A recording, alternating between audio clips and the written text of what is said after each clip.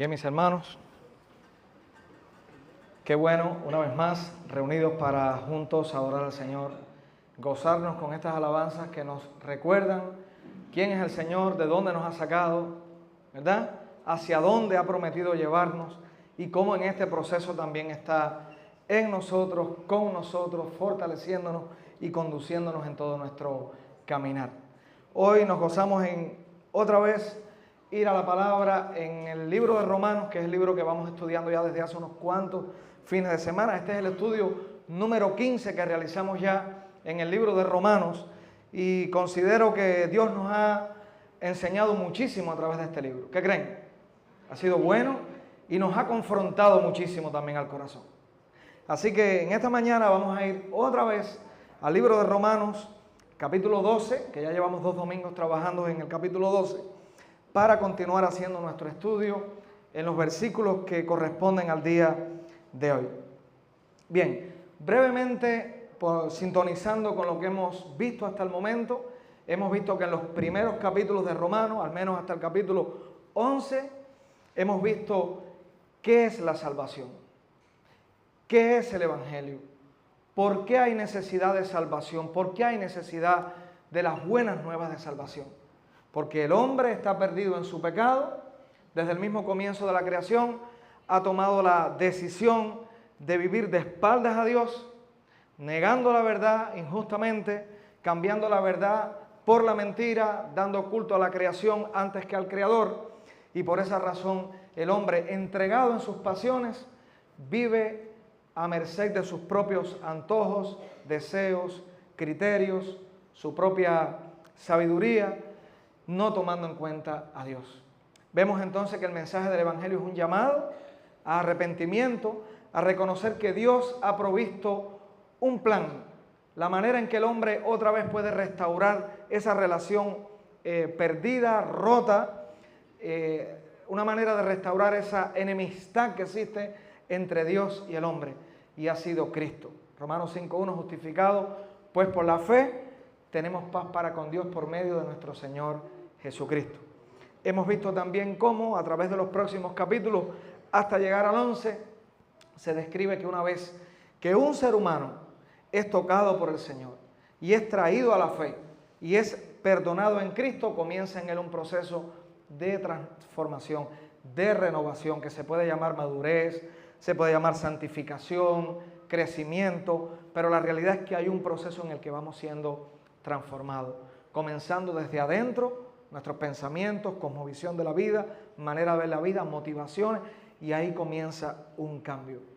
Romanos capítulo 12, estuvimos viendo cómo hay un llamado a no acomodarnos a la manera en que antes pensamos y vivimos, sino que debe ocurrir una transformación por lo que ya Dios ha comenzado en nosotros. Y en esa transformación, toda nuestra vida va a ir sufriendo cambios, desde nuestra perspectiva hasta nuestras acciones y motivaciones. Veíamos que un punto importante con el que comienza Romanos 12 a describir esa transformación es precisamente en que ya no hay cabida para mirarnos por encima de los demás, sino que la humildad, el reconocer que todo lo que tenemos ha sido dado, es un regalo, es una oportunidad divina, es importante. Luego veíamos también que ahora Dios nos ha ubicado en un cuerpo.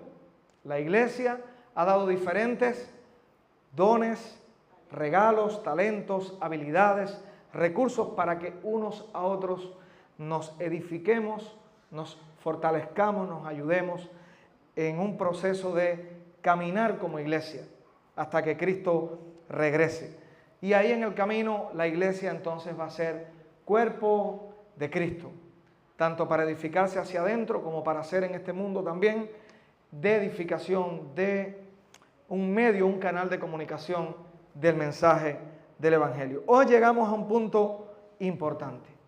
Bueno, todo es importante, pero importante porque nos va a seguir hablando. Ahora, después que vimos los dones, que fue la semana pasada, ahora vamos a ver cuál debe ser la actitud que debe permear todo lo que hacemos.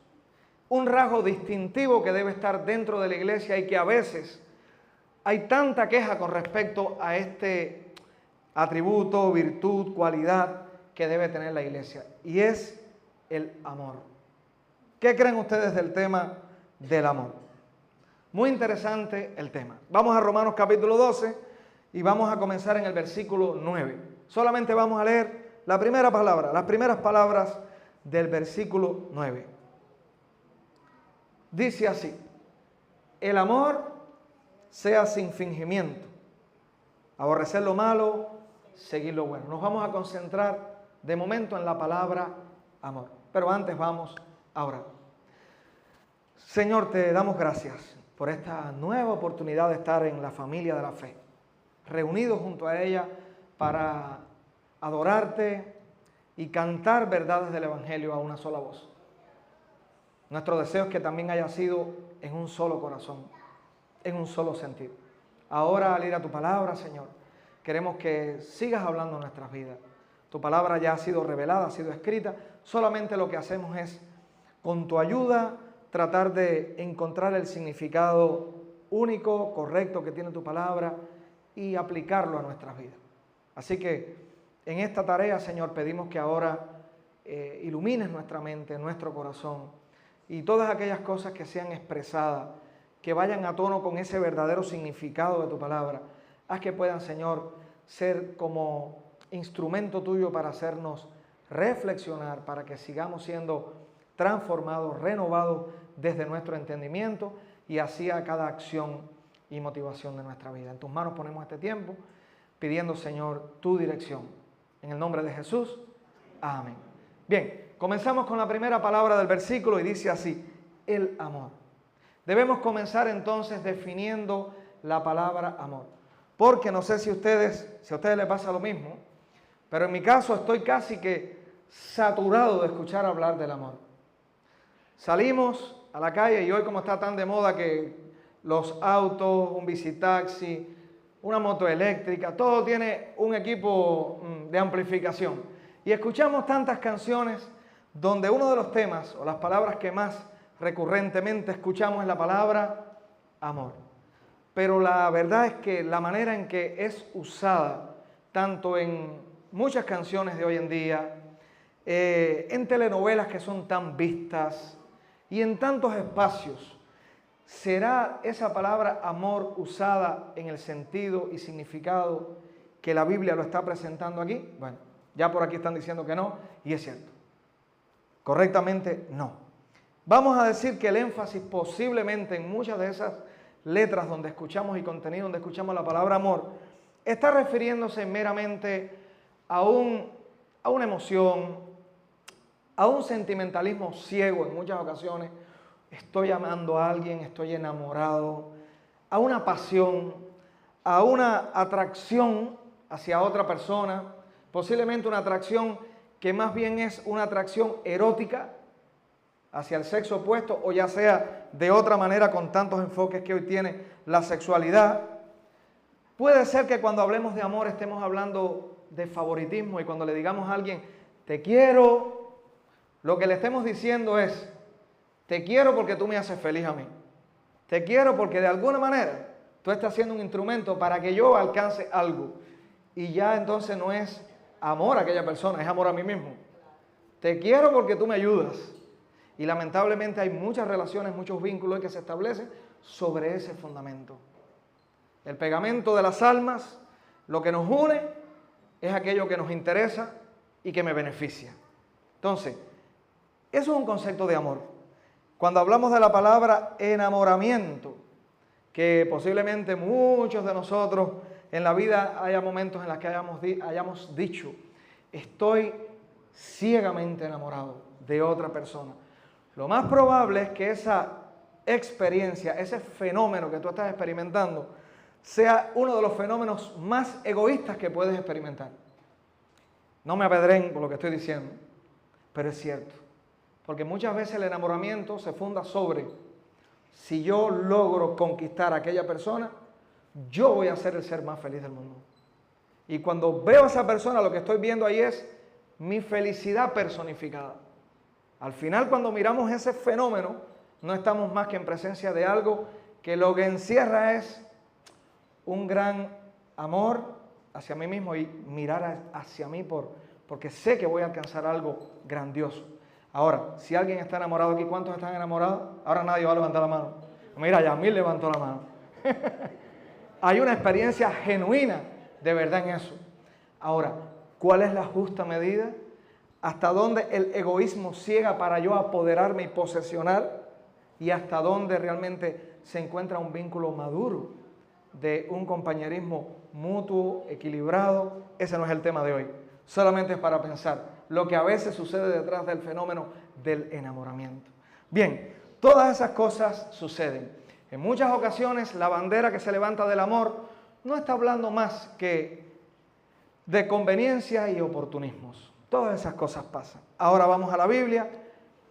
¿Qué creen ustedes? Que este concepto que ahora, o este llamado que nos hace este texto, es precisamente a que vivamos este tipo de experiencia mencionada hasta ahora? Por supuesto que no. ¿Qué significa el amor en este pasaje?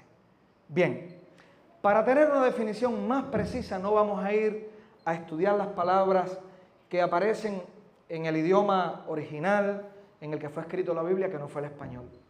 Vamos no a verlo de manera, hablando técnicamente, etimológica, en el significado de la palabra, sino vamos a verlo más bien en el sentido expositivo, en que la palabra ha sido usada, que describe cómo es el amor o cómo se manifiesta el amor. Y nos va a hablar muchísimo más.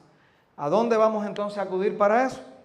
Vamos por un momento a ir capítulos atrás en el libro de Romanos para ver, vamos a decir así, no una definición de amor, sino el amor en acción. Y ahí vamos a entender un poco más qué es el amor. Romanos capítulo 5 va a estar en pantalla en un momento, pasaje que ya estudiamos de la Biblia. Dice así, Romanos capítulo 5, versículo 5, dice así: y la esperanza no avergüenza, porque el amor de Dios ha sido derramado en nuestros corazones. Voy a aclarar algo. La palabra que se usa allá en griego, que es en el idioma que se escribió el libro de Romanos, la palabra que se habla allá para decir el amor sea sin fingimiento es la misma palabra que se usa aquí para hablar del amor de Dios. O sea, que viene entonces muy bien analizar qué es el amor en acción, no tanto ir al significado de la palabra. Al final vamos a hacer nuestro propio significado, a la luz de lo que vamos a ver. Dice así: y la esperanza no avergüenza, porque el amor de Dios ha sido derramado en nuestros corazones por el Espíritu Santo que nos ha sido dado, o que nos fue dado. Bien, ¿qué nos dice este pasaje? Concentrándonos en el amor y el amor de Dios. Primero, si el amor que se expresa en este pasaje es de Dios, se desprende de Dios, es una cualidad de Dios, ya podemos comenzar diciendo que en ese amor hay pureza, hay santidad, que significa apartado de todo lo común, ordinario y sucio. Y además hay verdad, hay criterio absoluto. ¿Qué creen? ¿Sí o no? El amor de Dios, ya vayamos pensando en qué es el amor hoy, cada cual según criterios contemporáneos. El amor tú lo expresas como tú quieras. Cada cual va a tener un sentir, una visión, una cosmovisión diferente, y todo es válido siempre que se haga con amor. Ahí no hay verdad, ahí todo es relativo. El amor de Dios tiene absolutos, tiene criterios absolutos, es puro, es santo. ¿Qué más dice el pasaje? ¿Qué ha sucedido con este amor en relación al ser humano? Ha sido, o a su iglesia, ha sido derramado en nuestros corazones. La palabra derramar es verter, poner encima de, bañar. Por lo tanto, en el amor verdadero de Dios hay un acto de vaciarse. Hay un acto de entregarse, de arropar al otro. ¿Verdad? Esa es la idea. Está la idea en derramado también de compartir de una manera profunda. ¿Por qué? ¿Dónde dice que ha sido derramado? En nuestros corazones. Es decir, en lo más profundo de nuestro ser. Ahora pensemos en eso rápido, que todavía no hemos llegado a la parte práctica. Pero cómo eso se puede ir asociando a nuestra vida cuando se nos dice que nuestro amor debe ser sin fingimiento. ¿Verdad? Criterio absoluto. Honestidad, santidad, pureza. Es vaciarse, es entregarse. es compartir de manera profunda. Ahora, versículo 6. Porque Cristo, cuando aún éramos débiles, o sea, incapaces de nosotros salvarnos por nosotros mismos y agradar a Dios, cuando éramos débiles en ese sentido, a su tiempo, en el momento justo, dice, Cristo murió por los impíos. Una, cuando éramos débiles, incapaces de agradar a Dios. Dos, murió por los impíos. Cuando no había nada en nosotros que suscitara, que promoviera el amor de Dios, que de alguna manera despertara a Dios con agrado. Eso es lo que significa débiles. Dice, Cristo murió. Y está hablando del amor. La mayor muestra de amor de Dios está en que Dios envió a su Hijo Jesucristo. Por lo tanto, sacando principios de ahí, pudiéramos decir, uno, el amor verdadero toma la iniciativa.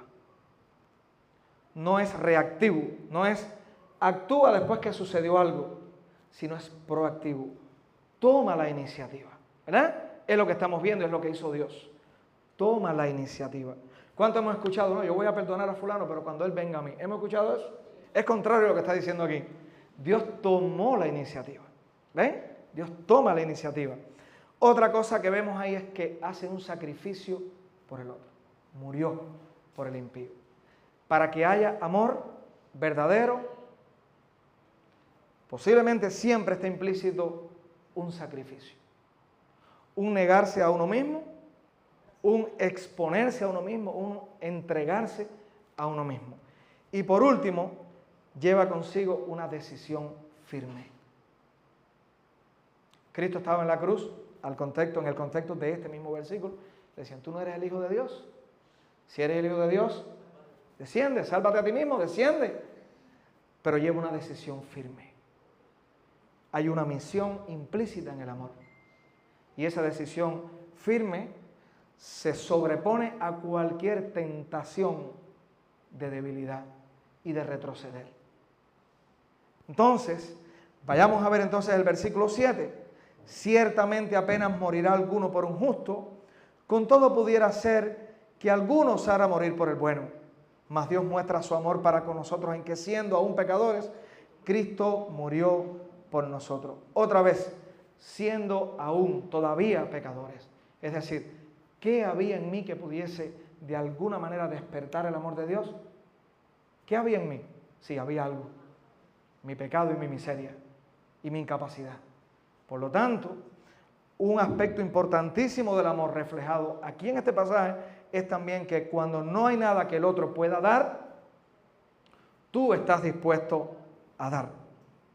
Cuando el otro no merece recibir de parte tuya, tú estás dispuesto a dar a esa persona que no merece nada de parte tuya. ¿Cómo suena esto cuando se habla del amor de Dios? ¿Lindo o no es bonito? Habla de nuestra experiencia, lo que experimenta el cristiano. Ahora, ¿qué creen de esto cuando es aplicado a tu vida para tú impartirlo hacia los demás? ¿Es un serio desafío o no es un serio desafío? En teoría suena lindísimo y fácil de expresar y de explicar. Pero vivirlo, cuando hay alguien hostil, cuando hay alguien que no responde de la manera que tú obras o esperas que esa persona va a responder ante tu beneficio, ante tu cariño, ante aquello que tú hagas por esa persona, ¿qué va a pasar? ¿Qué experimentamos en ese momento? Bien, un segundo pasaje. Estamos definiendo lo que es amor, ¿verdad? Romanos capítulo 8, versículo 35, son textos que ya estudiamos anteriormente, pero estamos mirando desde otra perspectiva. Romanos 8, 35 dice así, ¿quién nos separará del amor de Cristo? Tribulación, o angustia, o persecución, o hambre, o desnudez, o peligro, o espada.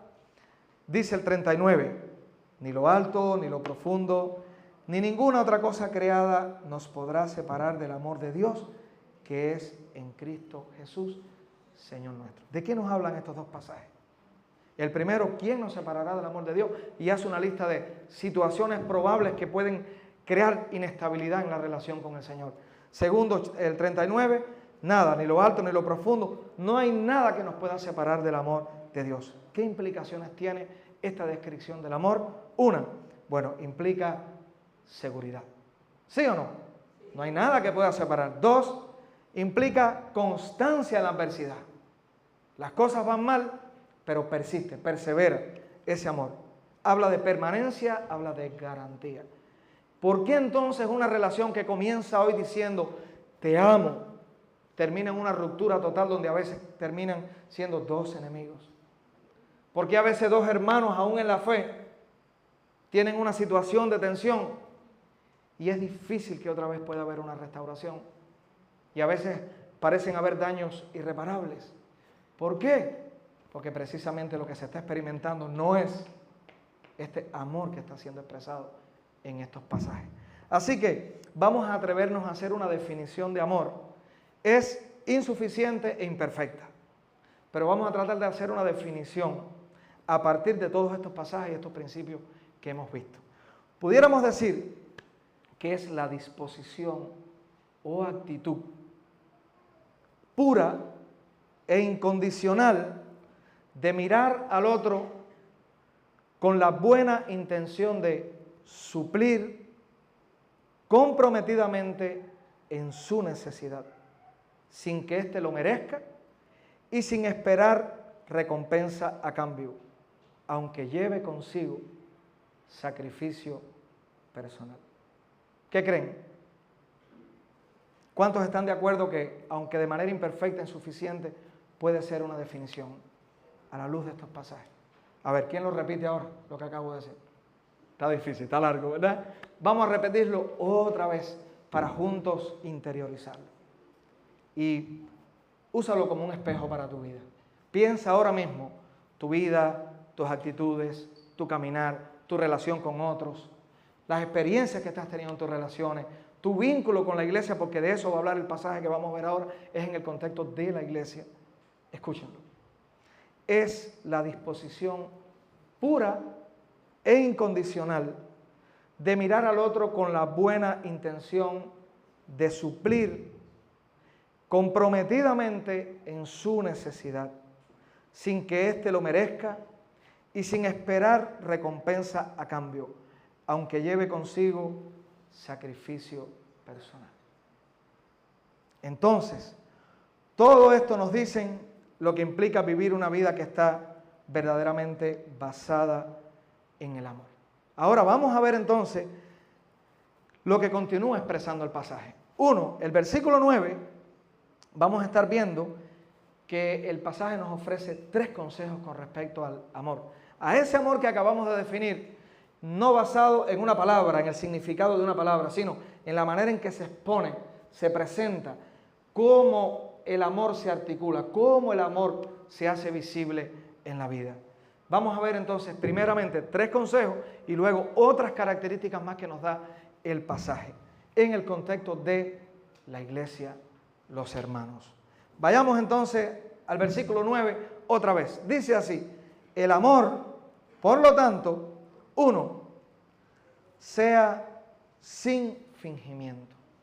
¿Qué significa la palabra fingir? Bueno, que no haya hipocresía, que no haya un doblez, que no haya una fachada, que sea realmente sincero, que se exprese tal, que tú te expreses tal y como sientes y tal y como estás pensando.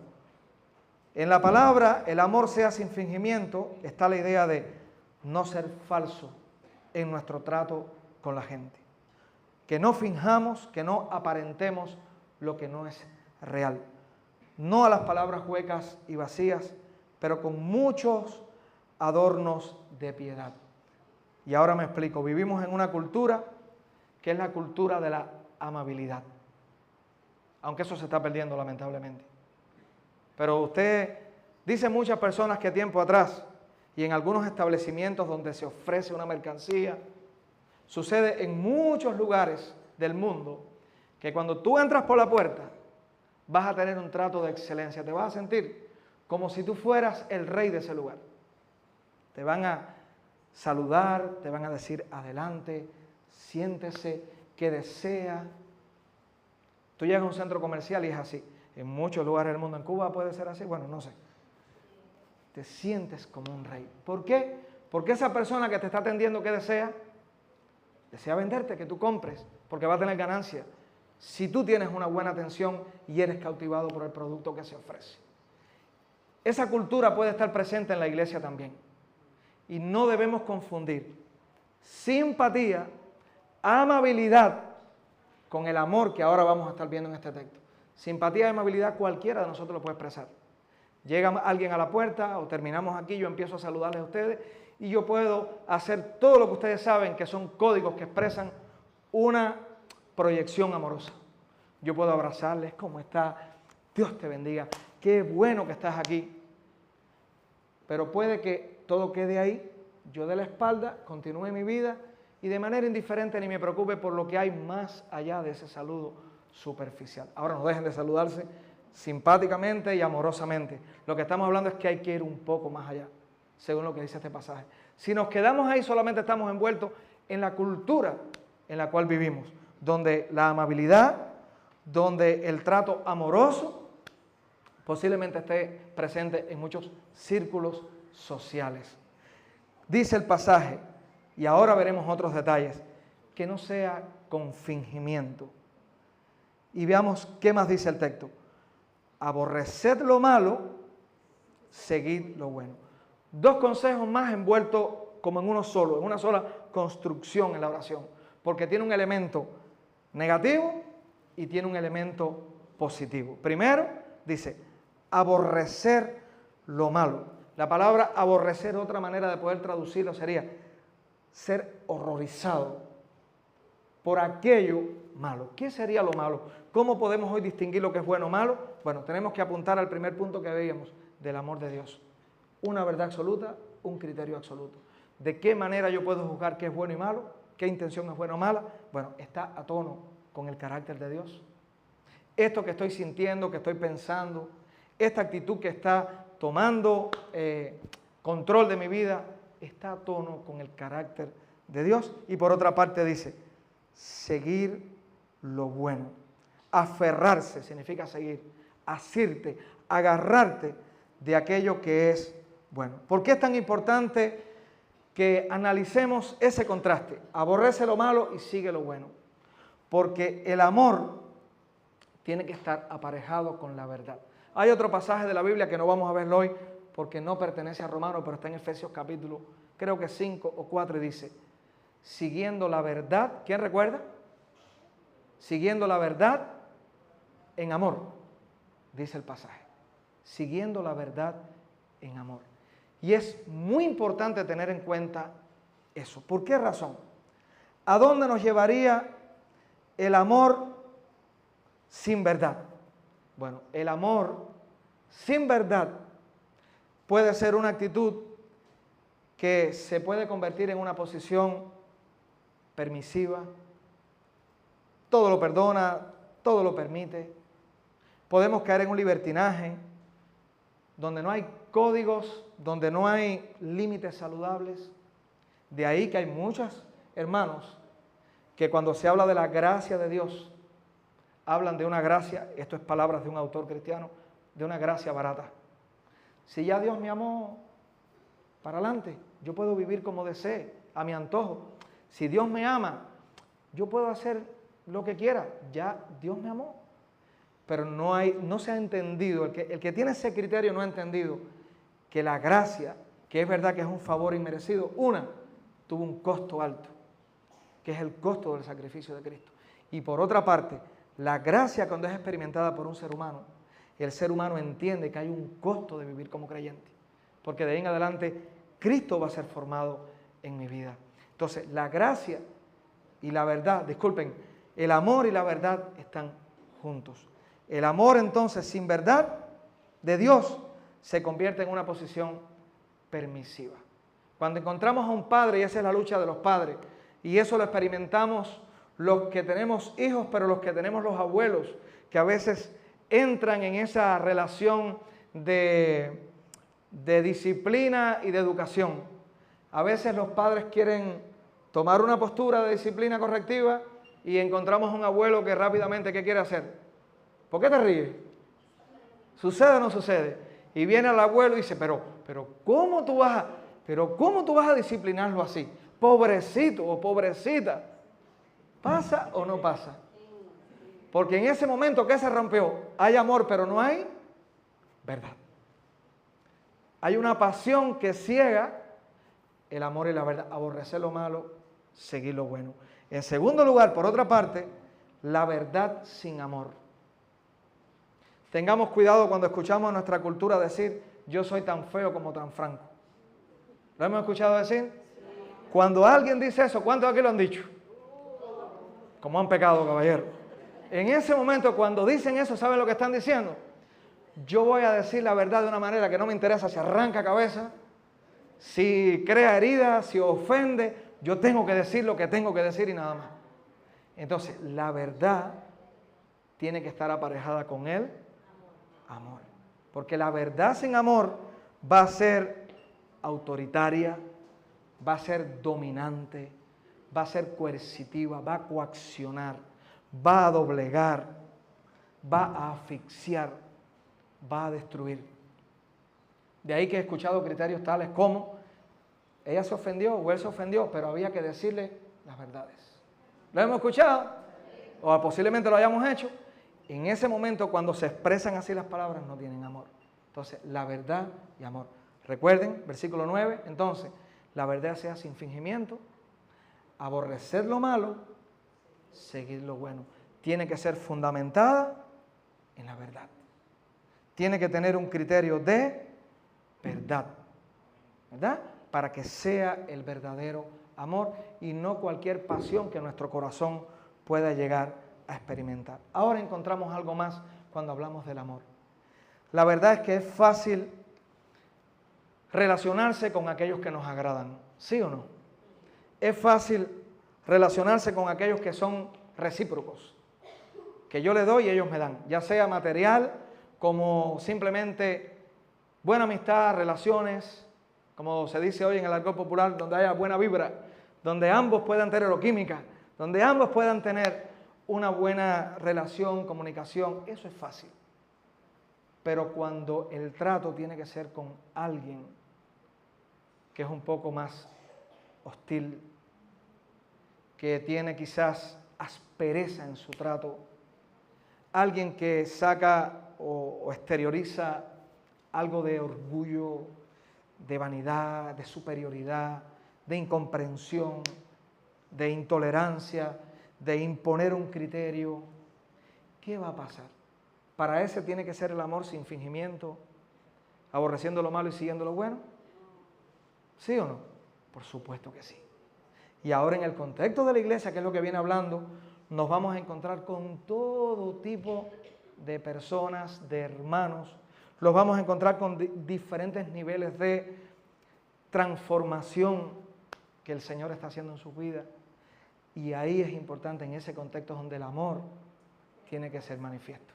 Y ahí es donde va a desarrollarse este fruto, que en otro texto de la Biblia dice que es un fruto del Espíritu en nuestra vida, pero lleva un ejercicio consigo.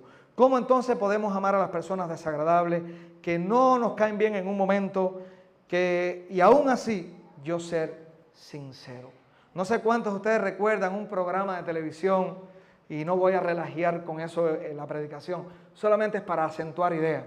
No sé cuántos recuerdan, había un taller donde había una mujer que se llamaba Flor de Anís y recibía siempre a alguien que cuando esa mujer llegaba la trataba con mucha dulzura, y cuando esa persona daba la espalda, ¿qué decía? ¿Alguien recuerda? No la ruedo, no la ruedo, ¿se acuerdan?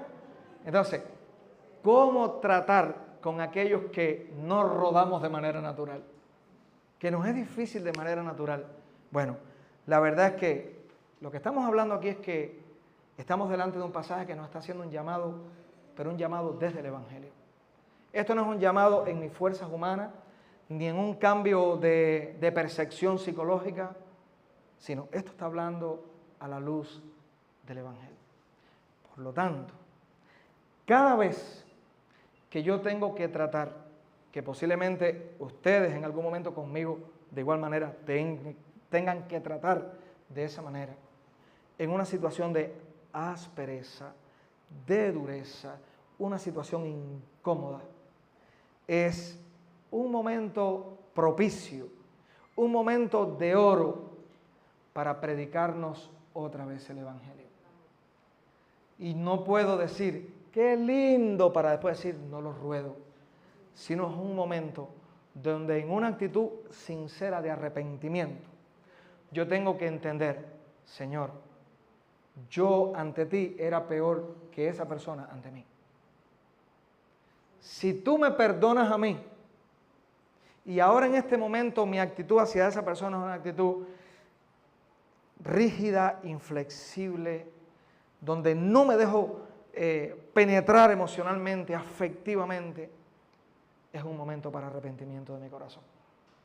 Es un momento para darme cuenta que el Evangelio de Jesucristo tiene que llegar ahí. ¿Recuerdan la oración modelo?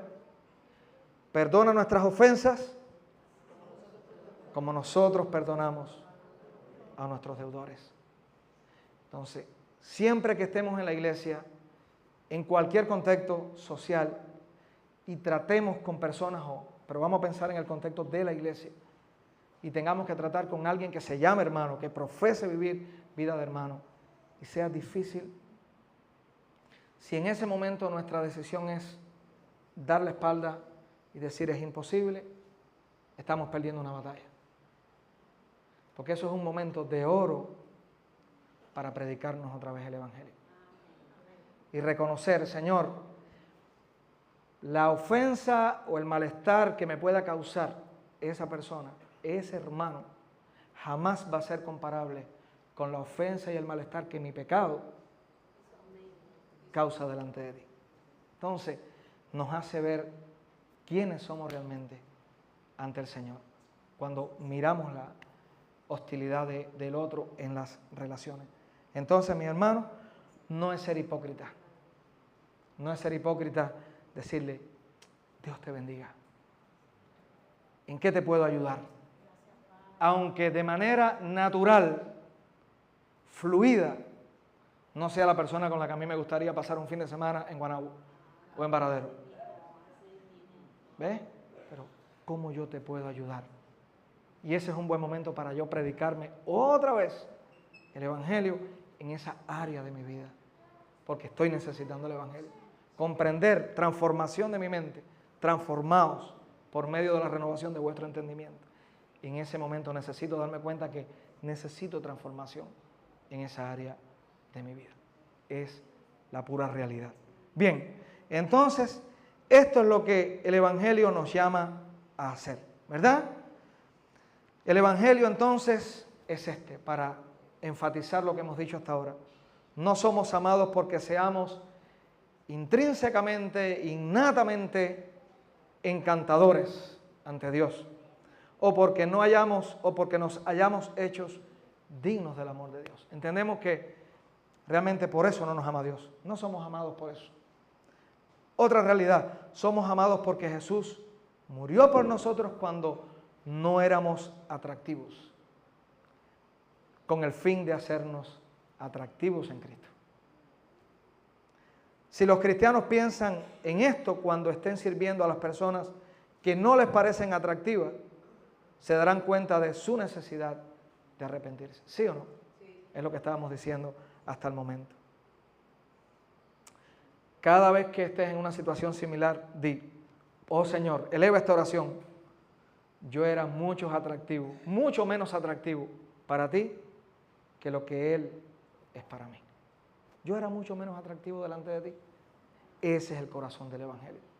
Esa es la esencia del Evangelio. Sin embargo, a Cristo le torturaron, le mataron, dio su vida por mí, y yo no estoy haciendo eso por las otras personas. Nadie me está torturando y matando, y mucho menos dando la vida en sacrificio por otro. Una persona que no entiende el Evangelio realmente no puede hacer esto que estamos acabando de hablar, porque tal motivación no va a estar presente en su vida. Esto que está siendo expresado en este pasaje es específicamente para aquellos que han entendido el Evangelio.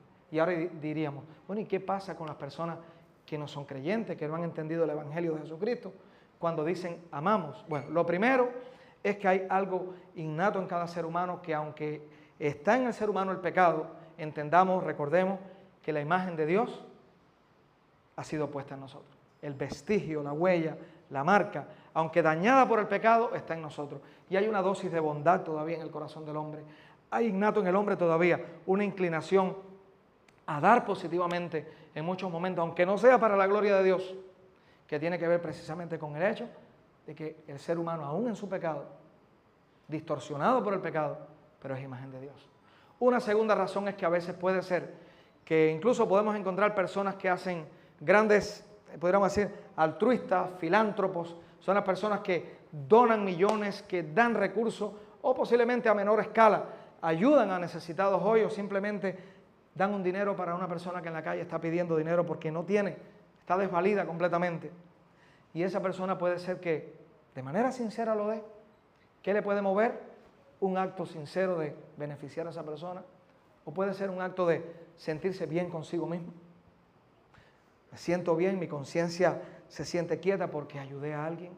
Pueden haber miles de motivaciones, pero estamos hablando de algo más profundo que tiene que ver con lo que el Evangelio produce en la vida y que glorifica a Dios y que honra a Dios y que tiene como fundamento lo que Cristo hizo por nosotros. Bien, ¿cómo se ve el amor de manera práctica? Ya ahora lo vamos a ver de manera rápida porque solamente veremos consejos que son muy claros en los próximos versículos. Bien, unas cuantas características del amor puesto en acción. Hasta aquí hemos visto las actitudes que deben dar fundamento al amor, ¿sí? El amor sea sin fingimiento, aborrecer lo malo, seguir lo bueno. Vimos una definición de amor, ¿sí? Ahora veamos entonces en el contexto de la iglesia, de la vida, cómo este pasaje nos dice que se debe ver manifiesto ese amor si realmente está siendo cultivado, desarrollado en el corazón, ejercitado en nuestros corazones, en nuestro entendimiento, en nuestras vidas. Versículo 10 dice así: amaos los unos a los otros con amor fraternal. Vamos a hacer una pausa ahí. Ahí tenemos una primera característica.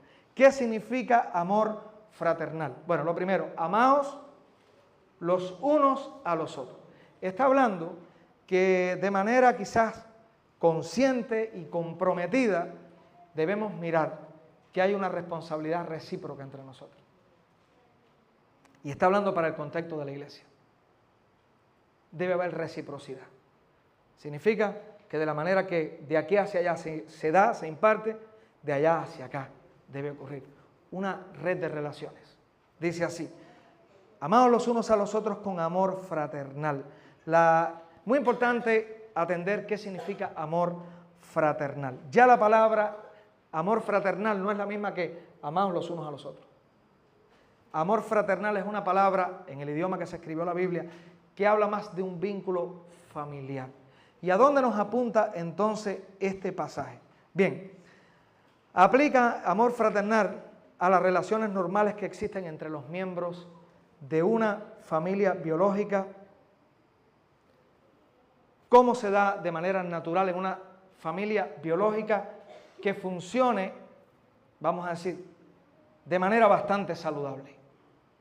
Cuando hay una familia que funcione bastante saludable y se tenga el sentido de pertenencia, de que somos una familia, hay muchas cosas que pueden llegar a romper ese vínculo familiar. Un padre con un hijo pueden discutir, pueden acalorarse, pero al final no dejan de ser padre e hijo. Dos hermanos, hay casos y hay excepciones, pero de manera general, dos hermanos pueden tener una pugna seria, una riña grande, pero al final dejan de ser hermanos. No dejan de ser hermanos. El amor fraternal está apuntando a las relaciones familiares como una idea esencial para entender qué significa la iglesia de Dios. Que de la misma manera que procede una familia natural con un vínculo consanguíneo, donde hay una identidad y hay un sentido de pertenencia, que de igual manera no veamos aquí solamente números. Como cuando se cuentan las cabezas de ganado y se dicen, allí hay 5.000 cabezas de ganado. Aquí no podemos decir, hoy habían 100 cabezas de cristianos. ¿Ya entienden lo que digo? Como si solamente fueran números, sino había una comunidad de hermanos. Había una familia reunida de hermanos, ¿verdad? Tenemos que vernos como personas que estamos en un vínculo. A eso apunta amor fraternal. Por lo tanto, una primera característica es que el verdadero amor de la iglesia se compromete con la iglesia. Se compromete los unos con los otros. Hay devoción, la devoción que existe en una familia. ¿Cuántos disfrutan de decir con los hijos, vamos a ver una película, sentarse? Quizás algunos ya están en otra etapa de la vida que ya eso quedó atrás. Pues vamos a ir juntos a la playa, preparar todo, a sentarse en la orilla, comer juntos. Qué lindo, dice la hermanita. Esa es la devoción que da esa relación, ¿verdad? Ese vínculo. Bueno, esa es la palabra que se está usando en este texto, amor fraternal. Que pueda haber devoción en el estar juntos, con un compromiso en devoción, en disfrute. Segunda característica, el amor verdadero. Bueno, vamos a leer el texto primero. La segunda parte de Romanos 10 dice así: en cuanto a honra, prefiriendo los unos a los otros. ¿Qué significa en cuanto a honra? La palabra honrar quiere decir tratar a alguien o algo como valioso y precioso. Aquí hay profundas raíces, pudiéramos decir, doctrinales de la Biblia. ¿Por qué razón? El cristianismo entiende, el cristianismo está convencido que todos los seres humanos son creados a imagen de Dios. Entonces, cuando se habla en cuanto a honra, tengo que entender que estamos frente a creación de Dios, y aún para los que están ya en Cristo, hay un proceso que lo explicábamos en el encuentro de matrimonio: creación, caída, y hay algo que viene después en el proceso en Cristo: recreación, porque Cristo vino para restaurar. Ya la iglesia, los hijos de Dios, que son creación de Dios, que experimentaron la caída en el pecado, han sido recreados en Cristo. Tengo que ver que hay un diseño divino en cada uno de mis hermanos. Reflejan la semejanza de Dios, pero ahora en Cristo también reflejan la semejanza de Cristo. En un proceso cada día de madurar y madurar más a la estatura de Cristo. Por lo tanto, cada persona que conocemos es infinitamente preciosa e importante y debe ser tratada como tal. No sé si a ustedes les pasa, pero hablar de estos conceptos es fácil, pero confrontan el corazón. ¿Confrontan o no confrontan? Porque vivimos en un mundo de rapidez, superficialidad, y cuando miramos esto con la profundidad que el texto lo presenta, nos está diciendo mucho de lo que somos y de cómo debemos vivir. ¿Verdad? Entonces, cuando miramos este pasaje, entendemos que nuestra autoimagen, nuestra manera de vernos en Cristo, es sólida, es muy profunda y hay un gran privilegio. Por lo tanto, vivamos a la altura de ese privilegio. Estemos conscientes hasta dónde las implicaciones de ese privilegio. La esencia del amor, entonces, no es concentrarnos en nuestra propia imagen, posición, posesiones, sino en tener en cuenta, según este pasaje, también las necesidades del otro. Cristo mismo dijo que el segundo y gran mandamiento era: el primero es amar al Señor tu Dios con todo tu ser, pero el segundo, amarás a tu prójimo como a ti mismo. Dígame, de manera natural el ser humano ama al prójimo como a sí mismo. De manera natural.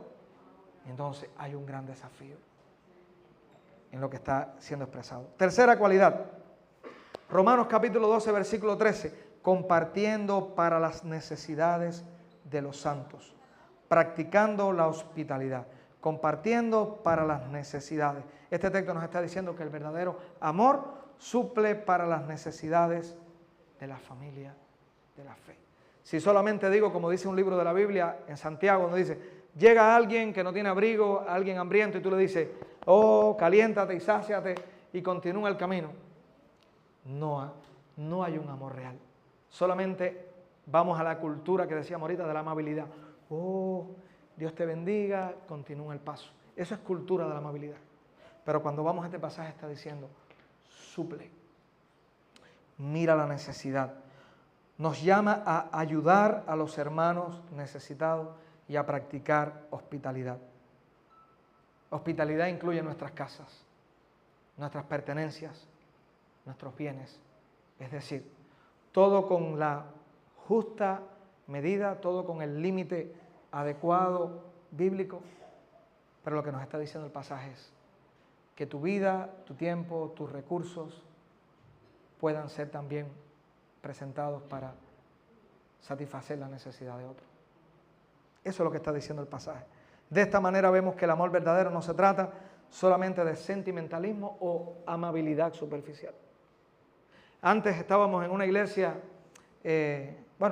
pastoreamos en otra iglesia donde se cantaba mucho la canción Yo te amo, mi hermano, yo te amo, mi hermano. Y yo siempre decía al terminar, bueno, ahora aquí vamos a cantar Yo te amo, mi hermano. Decía, y ponle la mano en el hombro a tu hermano, porque muchos decían, yo te amo. Decía, ahora ponle en el hombro de tu hermano, pero cuando salgas de aquí, ponle en su necesidad. Y ahora recientemente hubo un joven que creció en esa iglesia y que yo usé varias veces esa expresión, desde otro país, comentando, estábamos hablando y me decía, como yo me acuerdo de tus palabras, y me lo dijo en el contexto de querer ayudar a un hermano.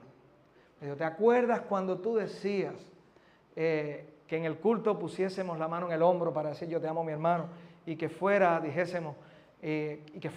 pusiésemos la mano en la necesidad? Dice, bueno, eso es lo que yo estoy haciendo ahora, decía ese joven. Es eso. Si solamente la pongo en el hombro, qué lindo, cómo nos queremos. Pero eso es la cultura de la amabilidad, que es bonito, pero la expresión de amor va un poco más allá. La pongo en el hombro, te aprieto, pero después aprieto tu necesidad. ¿Verdad? La pongo en tu necesidad. Eso es el llamado que está haciendo este texto. Entonces, por último, Romanos 12:15, gozaos con los que se gozan, lloren con los que lloran. El amor verdadero combina la acción con los sentimientos y la emoción. No somos autómatas, tenemos sensaciones, tenemos emociones, tenemos sensibilidad. Y este pasaje está diciendo, un ingrediente importante en el amor que se deriva de Dios en nuestro corazón es que va a producir sensibilidad.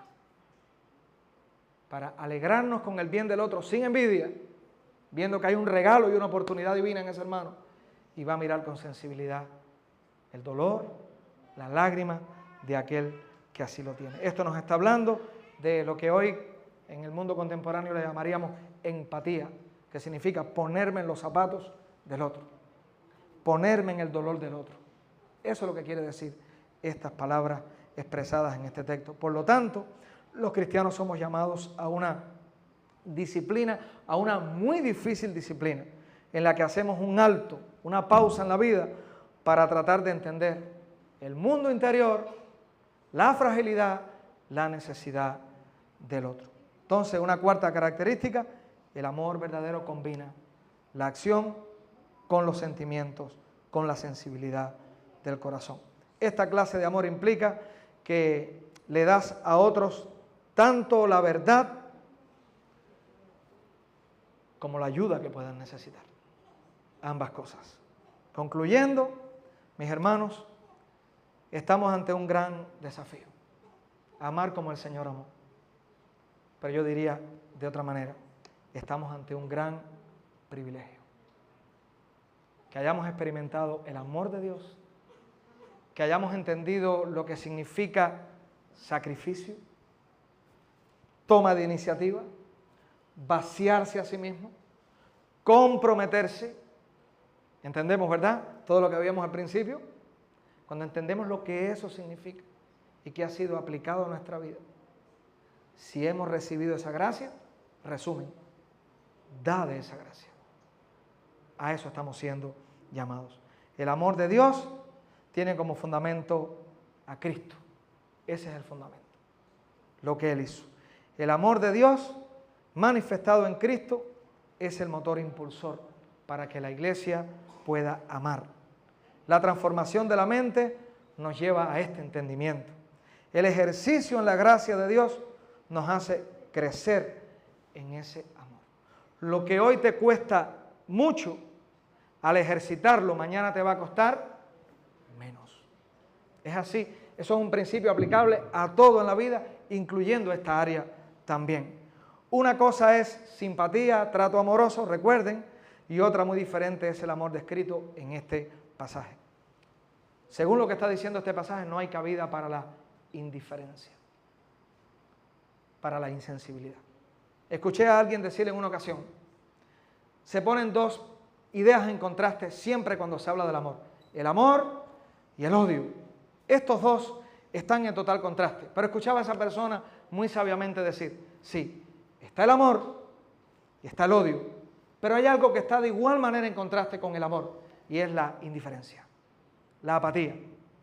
El amor, el odio es de manera expresada un antagonismo, una contrariedad contra la persona, pero la empatía, la apatía, la insensibilidad, la indiferencia, lo que dice es, tú no me interesas, es igual de malo. ¿Y cuál hoy posiblemente predomine más? ¿El odio o la indiferencia? Seguro que la indiferencia. Esta es la que más. El odio es aislado, pero la indiferencia puede ser el pan de cada día de la sociedad. No me interesa el otro. Cada cual que viva su vida. A eso no nos está llamando este pasaje, ¿verdad? Aún en cualquier relación, matrimonial, el área que sea, la relación, el vínculo que sea, hay un llamado a manifestar el amor, aunque el pasaje está haciendo énfasis específico en la comunidad de creyentes. ¿Vamos a orar? Vamos a orar. Señor, al estudiar este pasaje, nos convencemos de cuán lejos está nuestro corazón y nuestro entendimiento de amar como tú amas.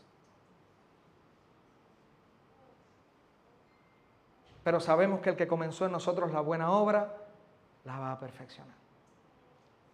Aquí hay un grupo grande hoy de hermanos, amigos. Queremos amar como Cristo amó. Queremos vivir relaciones significativas donde la cruz sea en el fundamento. Da entendimiento. Que entendemos que esa es la promesa que tú das en tu palabra en Cristo. Que el que comenzó la obra la perfeccionará. Que nos ha llevado a un proceso de madurar, crecer, entender. Pero Señor, hoy pedimos que en ese proceso nos hagas cada día muy conscientes, que inquietes nuestro corazón, nuestra mente, nos des capacidad de reflexión para que seamos una iglesia que ame como tú amaste. Para que seamos una muestra viva y excelente del amor de Dios. Hoy hablamos de amor y posiblemente muchos de los que están aquí sentados estemos pensando en relaciones disfuncionales en nuestros propios hogares, en relaciones difíciles de llevar a cabo, porque no solamente es mi actitud, sino es la actitud del otro. Y posiblemente nos veamos a veces como en encrucijada o nos veamos con caminos cerrados. Solo pido, Señor, hoy sabiduría para esta congregación que está aquí. Que tú des discernimiento. Que tú muevas un ambiente de consejería y discipulado entre nosotros. Para que nos ayudemos en esta área que es vital para la vida, que son las relaciones. Necesitamos tu evangelio para salvación, pero necesitamos tu evangelio para la comunión diaria. Necesitamos vivir tu evangelio para poder vivir para tu gloria. En tus manos estamos. En el nombre de Jesús. Amén.